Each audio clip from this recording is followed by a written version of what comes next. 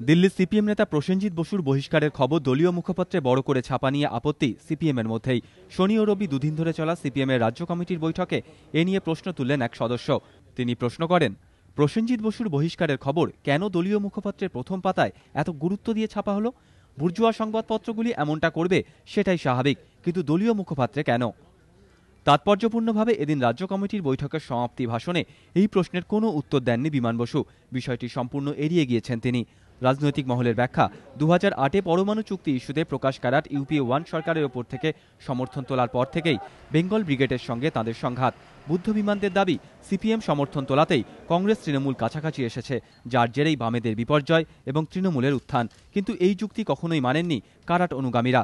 বারবার তাদের কথাই প্রাধান্য পেয়েছে দলের মধ্যে, কিন্তু প্রায় উল্টো ছবি ধরা পড়েছে রাষ্ট্রপতি নির্বাচনকে ঘিরে।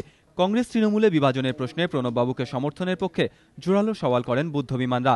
এক্ষেত্রে তাঁদের অনমনীয় মনোভাবের জেরে শেষ পর্যন্ত কট্টর কংগ্রেস বিরোধিতা থেকে সরে এসে প্রণব মুখোপাধ্যায়কে সমর্থনের সিদ্ধান্ত নেন কারাট। এই সিদ্ধান্তে বিরোধিতা করায় শেষ পর্যন্ত কারাটের অত্যন্ত ঘনিষ্ঠ বলে পরিচিত প্রসেনজিৎ বসুকেও দল থেকে বহিষ্কার করা হয়।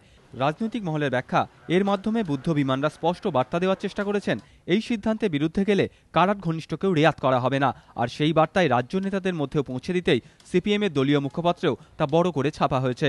বুদ্ধ বিমানরা বুঝিয়ে দেওয়ার চেষ্টা করেছেন, দলের অন্য কেউ এই অবস্থানের বিরোধিতা করলে তার পরিণতিও প্রসেনজিৎ বসুর মতোই হতে পারে। আর রাজ্য কমিটির বৈঠকে এ নিয়ে প্রশ্ন ওঠা সত্ত্বেও তার কোনো উত্তর না দিয়ে নিজেদের অবস্থানই বিমান বসুরা আরও স্পষ্ট করার চেষ্টা করলেন বলেই মনে করছেন রাজনৈতিক পর্যবেক্ষকরা। বিতনু চট্টোপাধ্যায়, এবিপি আনন্দ, কলকাতা।